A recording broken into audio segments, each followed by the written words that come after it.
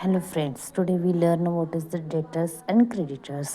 अकाउंटमध्ये डेटर्स आणि क्रेडिटर्स या कन्सेप्ट नेमक्या काय आहेत. फर्स्ट ऑफ ऑल डेटर्स म्हणजे काय? A person who has to pay the business for getting a goods and services on credit is known as a debtors. A debtors is a person who owns money to the business. म्हणजे debtors म्हणजे अशी व्यक्ती ज्याला आपण उधारीवर माल विकतो आणि ज्याच्याकडून आपल्याला पैसे येणं असतं. तर what is mean by creditors? A person to whom business has to pay for a getting goods or service on a credit known as a creditor. A creditor is a person to whom business honors money.